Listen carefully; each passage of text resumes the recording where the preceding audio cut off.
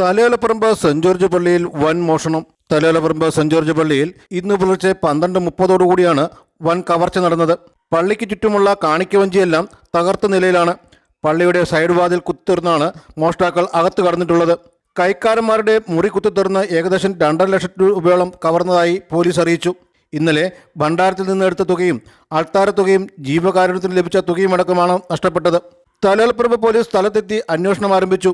Vaikom DYSP Sibichan Joseph, കോട്ടയത്ത് നിന്ന് finger print ഉദ്യോഗസ്ഥർ, ഡോഗ് സ്ക്വാഡ് എന്നിവർ സ്ഥലത്തെത്തി പരിശോധനകൾ ആരംഭിച്ചു.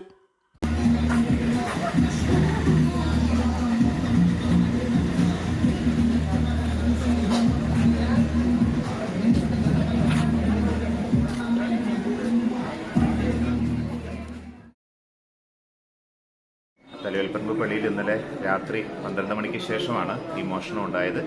രാവിലെ 5:30 കുർബാനയ്ക്ക് പോകാനായിട്ട് താഴേക്ക് ഞാൻ 5:15 കഴിഞ്ഞപ്പോൾ ഇറങ്ങി വന്നപ്പോഴാണ് ഈ ഗ്രില്ല് ഷട്ടർ പൊളിച്ചിട്ടിരിക്കുന്നത് കണ്ടത്.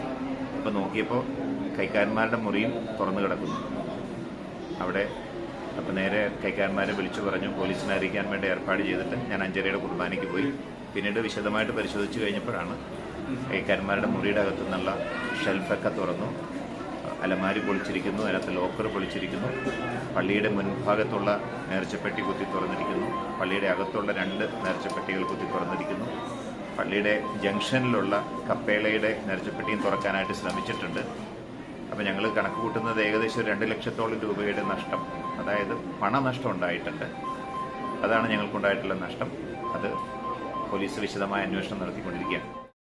Vision news, Vaikom.